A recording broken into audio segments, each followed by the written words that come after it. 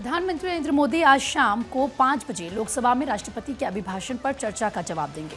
आपको बता दें कि कल बीजेपी के सांसद रामवीर सिंह बिधूड़ी ने धन्यवाद प्रस्ताव पेश करते हुए लोक कल्याण की योजनाओं समेत नरेंद्र मोदी सरकार की उपलब्धियां गिनवाई थी। उन्होंने दिल्ली में आम आदमी पार्टी के नेतृत्व वाली सरकार पर दिल्ली में आयुष्मान भारत और प्रधानमंत्री आवास योजना जैसी केंद्र सरकार की योजनाओं को लागू नहीं करने को लेकर निशाना साधा था। रामवीर सिंह बिधूड़ी ने दिल्ली सरकार पर झुग्गी झोपड़ियों के हितों के विरुद्ध काम करने का भी आरोप लगाया। तो वहीं नेता विपक्ष और कांग्रेस के सांसद राहुल गांधी ने राष्ट्रपति के संबोधन की आलोचना करते हुए कहा कि इसमें सिर्फ सरकार की उपलब्धियों का पुलिंदा पेश किया गया।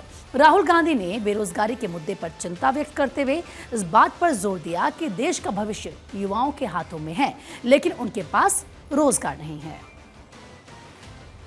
प्रधानमंत्री नरेंद्र मोदी 12 फरवरी से अमेरिका की 2 दिवसीय यात्रा पर जाएंगे, जहां वो अमेरिकी राष्ट्रपति डोनाल्ड ट्रंप के साथ व्यापार और रक्षा सहित अलग अलग मुद्दों पर बातचीत करेंगे। जानकारी के मुताबिक पीएम मोदी पेरिस की अपनी 2 दिवसीय यात्रा के बाद वॉशिंगटन डीसी जाएंगे। प्रधानमंत्री के 12 फरवरी की शाम को अमेरिका की राजधानी पहुंचने की उम्मीद है और अगले दिन उनके और ट्रंप के बीच बातचीत हो सकती है। बातचीत में दोनों नेताओं के बीच कई मुद्दों पर चर्चा हो सकती है। इस दौरान ट्रंप खुद पीएम मोदी के डिनर का आयोजन भी कर सकते हैं।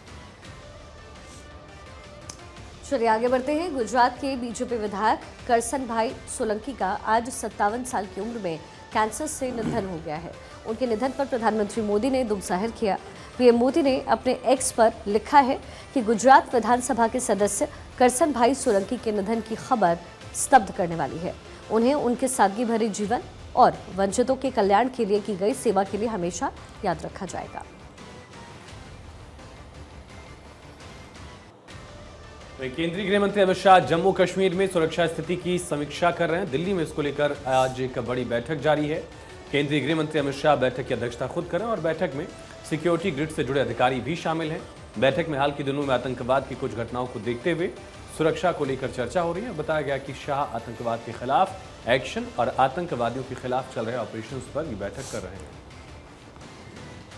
महाकुंभ में आज भूटान नरेश जिग्मे खेसर नामग्याल वांगचुक ने त्रिवेणी के संगम में सीएम योगी आदित्यनाथ के साथ आस्था की डुबकी लगाई।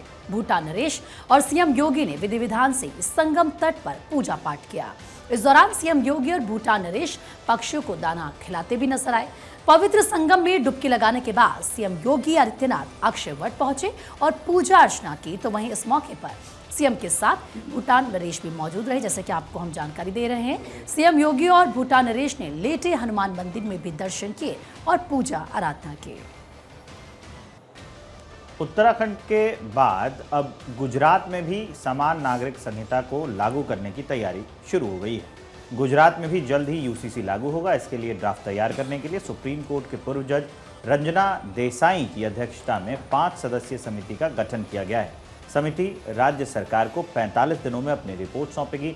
गुजरात के गृह मंत्री हर्ष संघवी ने इस मौके पर कहा कि आज एक ऐतिहासिक निर्णय लिया गया है। यूसीसी को लागू करने के लिए एक समिति गठित की गई है।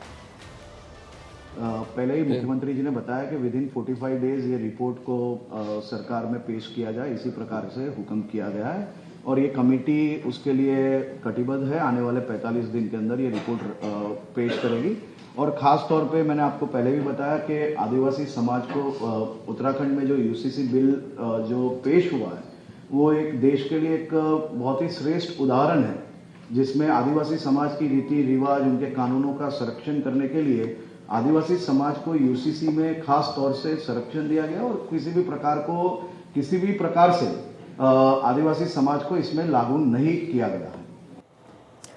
चलिए आगे बढ़ते हैं। दिल्ली की 70 विधानसभा सीटों पर कल होगी वोटिंग और इससे ठीक एक दिन पहले दिल्ली पुलिस ने सीएम आतिशी पर आचार संहिता के उल्लंघन का केस दर्ज किया। इसके साथ ही पुलिस ने बीजेपी उम्मीदवार रमेश बिधूड़ी के समर्थक मनीष बिधूड़ी पर भी आचार संहिता उल्लंघन का केस दर्ज किया है। इसकी जानकारी दिल्ली पुलिस की तरफ से आतिशी के ट्विटर पोस्ट पर रिप्लाई के तौर पर दी गई है।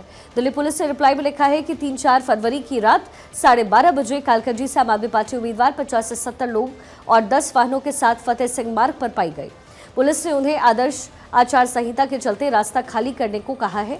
फ्लाइंग स्क्वाड की शिकायत पर थाना भुवनपुरी में बीएनएस की धारा 227 और आरपी एक्ट 126 के तहत मामला दर्ज किया गया है।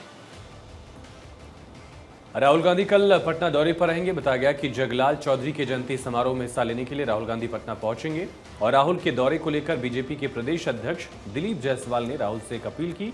दरअसल बीजेपी के प्रदेश अध्यक्ष ने कहा कि कांग्रेस विधायक दल के नेता शकील खान के पुत्र की आकस्मिक मौत की संवेदना को ध्यान में रखते हुए राहुल गांधी को अपना राजनीतिक दौरा रद्द कर देना चाहिए।